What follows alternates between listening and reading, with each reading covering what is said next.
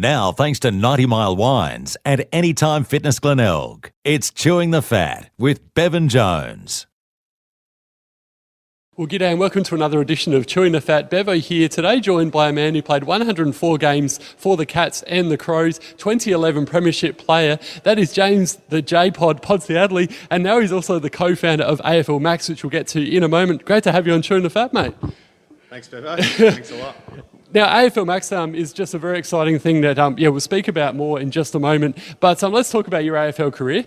2009, you were picked up by the Cats after spending a bit of time playing with the Bombers and Collingwood on their rookie list, playing a bit of VFL footy. And then you made your debut against Freo in 2010. What a huge buzz that must have been to finally make your AFL debut after spending all that time playing VFL footy.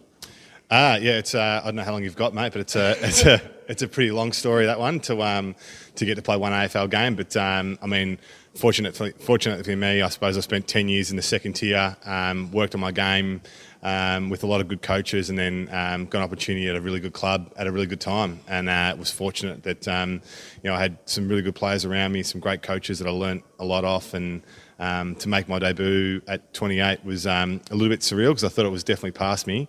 From there it was about taking the opportunity and running with it. And let's talk about making your debut against the Dockers. Do you remember how many goals you kicked and what it was like running out on the ground, making your debut? I think it might have been 2, but I remember I kicked a goal towards the end of the game, which I think there was about a minute to go, and it put us up in front by 5 points. So I thought I was going to kick the winner in my first game, and then the next centre bounce, I think they went forward and kicked a goal, and the siren went. So we lost by, might have been 2 points in the day, but it was. You still sort of remember that day, the lead up. Going into the game, I remember what I was sort of doing in the hotel during the day, and I remember what Cameron Ling said about me when he handed me the jumper. He was the captain at the time, so all these things are still sort of in my memory bank. And 2011 was a pretty awesome year. You won the premiership with the Cats, and you were the leading goal kicker as well. Talk us through this year. 2011, I suppose, was obviously a career highlight. I mean, everyone plays footy to try and win a premiership, and as I said earlier, I was fortunate that I came in at the right time at a good club with a good list, and we were able to contend, every year that I was there. And 2011 was just one of those years where Chris Scott came in, sort of redefined Geelong a little bit, refined Geelong a little bit, and the playing list just basically grasped what he had, and ended up winning the grand final, and that grand final day was a little bit short for me, which is okay. But the week leading up and the week after was probably one of the highlights of my life. And let's get to Mad Monday, because the Cats are well known for celebrating Mad Monday and dressing up some rather different attire. What was your usual get-up, Pod? I was amateur hour, really. Mine was like literally a couple of days before I'd go online and just Google something and just get it sent to me, really. So I think I remember that 2011 I had the sling and I came as Fred Flintstone. So I was really poor, mate, to be honest. Fred Flintstone, I like it. Okay, and obviously after footy, you spent a bit of time coaching with the Adelaide Crows. In 2017, after that unfortunate grand final loss, you decided to become a co-founder of AFL Max. Talk us through this and the decision to sort of give up playing coaching footy and then get involved in AFL Max. Yeah, I mean, I was fortunate that Adelaide actually gave me a coaching role.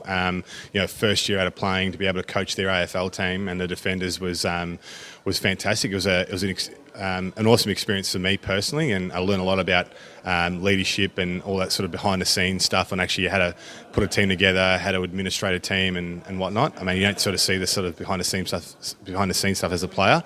So from a personal development perspective, it was great. And then during that time, I sort of had flashes of what I wanted to do going forward, and one of the ideas that sort of came to my head was about getting kids more active, getting kids more engaged in footy, and I just couldn't conceptualise it. And then one day when I was sort of up in the on the shed floor, which is where the Crows sort of training facility is, I'd see kids coming in and kicking footies at bags and tackling bags and jumping on players, and I just thought, well, I wonder why we couldn't do like an AFL sort of themed play and development centre. And it sort of went from there. And, AFL Max, and you're about to go visit, mate, which is exciting for you. But it's not just AFL, and the passion for me is getting kids active. So we've got climbing walls and trampolines and interactive screens, which haven't really got much to do with AFL. But from my perspective, it's kids don't climb trees and jump fences like they used to, and if we can create a safe environment for that to occur. And then facilitate some unstructured play, which is a bit of an oxymoron if you really think about that. But our venue is about unstructured play and having an environment where kids just want to come in and be themselves.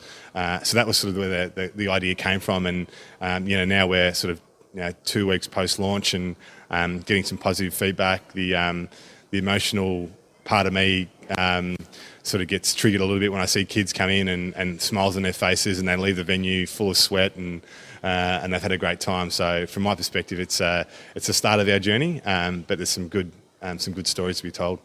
And if people want to make a booking for AFL Max, how do they get involved in it, JPod? Yeah, aflmax.com.au. All the information's on our website. We've got a whole ticketing platform that you can go on there and book your tickets and book a session in there, so you can book for an hour or 2 hours. I think 2 hours is probably where most people are at, which is great. And mums and dads, we encourage them to actually stay and watch their kids participate as well. We've got a fantastic cafe and upstairs with a good food and bev offering, which is really important for me. To make sure we actually get that right from day one. I think sometimes parents in these play centres get a little bit forgotten, but we can't have that at AFL Max. Okay, got to throw you under the bus a little bit, but the Cats play the Crows in the grand final this year. Who do you barrack for? Cats. The Cats! Only because I think that they're potentially a pretty good side. Look, it's actually, they played each other a couple of weeks ago. It was actually the launch night of our venue, which was a little bit eerie that the Geelong played the Crows, and it's a tough one. I sort of say to people, when people ask me this question, I'm probably 49%. I've got some really strong relationships and friends of the Crows. I mean, Don Pike for me was a guy I worked under for 2 years, and I seriously want him to be successful. He's one of the hardest workers I've seen. He's really knowledgeable. He's got a great sense of humour, and I catch up with Pike all the time. So I'd love to see him win the ultimate. So I'm cheering on the Crows every weekend.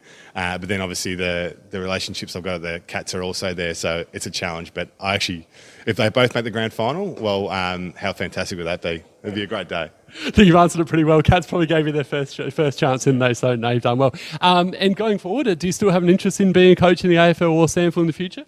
No, I think at the moment, look, the full focus for me is AFL Max, and it takes up a lot of your time. Obviously, when you're in a startup, it's long hours, but those hours are enjoyable because you can sort of see where we're headed and where we're going. I mean, the coaching element for me is something I loved, and the relationships I built with players at that time was fantastic. So you never say never, but I think the entrepreneurial itch for me has always been there, and that's something that I sort of want to continue to explore with AFL Max. Well, JPod, it's been an absolute pleasure having you on Chewing the Fat today. Thanks to Mel and the crew down at the AFLX for organising you, and it's been just so thrilling to hear all about AFL Max and your AFL career so far. Thanks to Justin for filming for us, and all the very best with AFL Max going forward, mate. We look forward to checking it out as well. Thanks so much.